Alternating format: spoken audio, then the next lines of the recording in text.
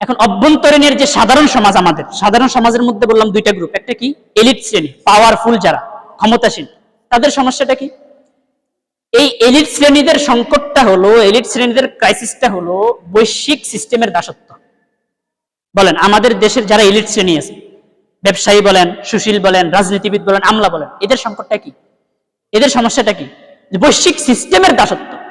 ওদের উপর গণতান্ত্রিক সিস্টেম চাপিয়ে দেওয়া হয়েছে, ওরা গণতান্ত্রিক সিস্টেমের পূজা করতেছে। ওদের উপর এই যে ব্রিটিশ আইন চাপিয়ে দেওয়া হয়েছে, ওরা ব্রিটিশ আইনের পূজা করতেছে।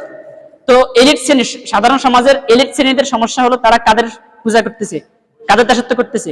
গ্লোবাল সিস্টেমের দাসত্ব করতেছে, গ্লোবাল সিস্টেমের দাসত্ব করতেছে। কে কি বললো, কোন আলেম কি বললো, ইসলাম কি বললো, কোরআন কি বললো, সেগুলোর দিকে তাদের দেখার টাইম নেই।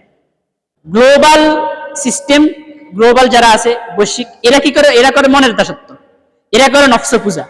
আর এলিট শ্রেণীরা করে বৈশ্বিক সিস্টেমের পূজা। বুঝেন নাই? এলিট শ্রেণী কি করে? সিস্টেমের পূজা করে। একেবারে সাধারণ জনগণ যারা, এরা কি করে? এরা যখন যেই দল ক্ষমতায়, তখন সেই দলের পা চাটে, এক কথা। ঠিক আছে? তাহলে একেবারে সাধারণ জনগণের সমস্যাটা হলো এলিট শ্রেণীর দাসত্ব, এলিট শ্রেণীর সমস্যাটা হলো গ্লোবাল সিস্টেমের দাসত্ব, আর গ্লোবাল সিস্টেমের সমস্যাটা হলো নফসের পূজা, মনের দাসত্ব। তাহলে সবগুলার মূল আসতেছে কোথায়? নফস পূজা।